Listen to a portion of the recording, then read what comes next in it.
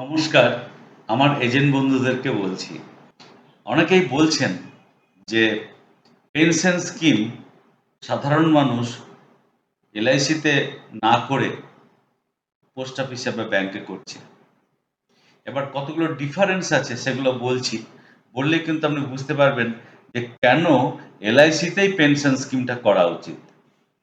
১ নম্বর হচ্ছে ব্যাংকে বা পোস্ট অফিসে পেনশন স্কিম একটা লিমিটেড পিরিয়ডের জন্য করা হয়। তারপরে কিন্তু ওই টাকাটা তুলে নিতে হয়।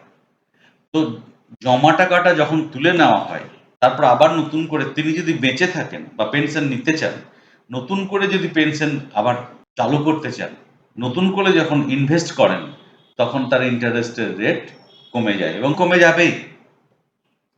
ভারতবর্ষ যেভাবে ইকোনমিক্যালি গ্রো করছে, তাতে ইন্টারেস্টের রেট আরো কমবে। ২ নম্বর হচ্ছে এলআইসিতে যখন উনি থোক টাকা জমা দিচ্ছেন, তখন সঙ্গে সঙ্গে যদি পেনশনটা নেন, তাহলে ওনার ইন্টারেস্টের রেট কত হবে সেটা আপনি দেখে নিন।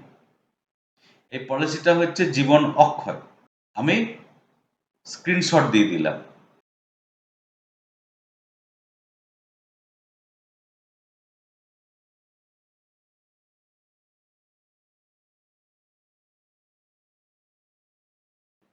আর যদি উনি জীবন শান্তি করেন এবং ৫ বছর পর থেকে পেনশন নেন, তাহলে বাকি জীবন যতদিন বেঁচে থাকবেন 9.24% ইন্টারেস্ট রেট পাবেন।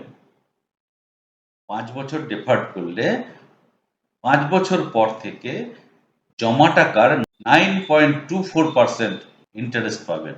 এটা অন্য কোথাও পাওয়া যাবে না। অ্যাকচুয়ালি আমার এজেন্ট বন্ধুরা তাদেরকে যদি সঠিক তথ্যটা দেন, তাহলে কিন্তু তারা পোস্ট অফিস এবং ব্যাংকে যাবে না। কতগুলো ডিফারেন্স বলছি।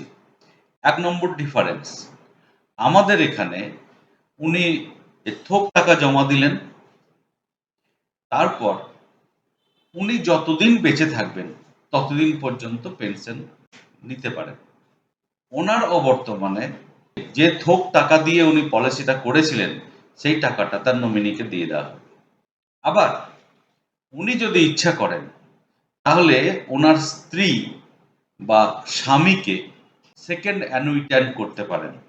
সেক্ষেত্রে কি হবে, যিনি মেন অ্যানুইট্যান্ট, ফার্স্ট অ্যানুইট্যান্ট, তার মৃত্যুতে সেকেন্ড অ্যানুইট্যান্ট মানে স্ত্রী বা স্বামী সমপরিমাণ টাকা 100% অফ দি পেনশন পেতে থাকবেন যতদিন পর্যন্ত উনি বেঁচে থাকবেন।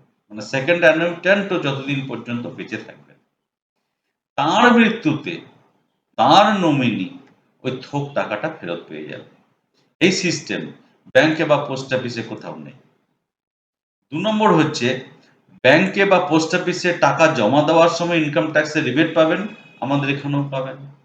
টাকা তুলে নেওয়ার সময় সেটা ট্যাক্সেবল হবে, এখানেও তাই হবে। এবার রামবাণ বলছি, সেটা হচ্ছে কি না, এলআইসিতে জীবন অক্ষয় যদি করেন, তাহলে ঠিক পরের মাস থেকে বা পরের ৩ মাস পর থেকে বা পরের বছর থেকে উনি সারা জীবন পেনশন নিতে পারেন।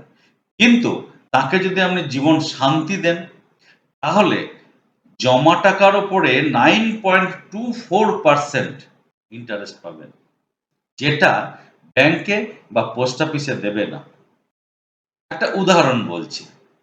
অজয় কুমার সিং, ৫৮ বছর বয়স।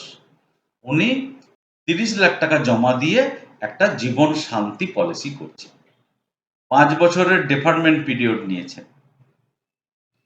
উনি ৫ বছর পর থেকে মান্থলি ২৩,১০০ টাকা করে পাবেন। মানে জমা টাকার 9.24%। তার স্ক্রিনশট আমি দিয়ে দিলাম।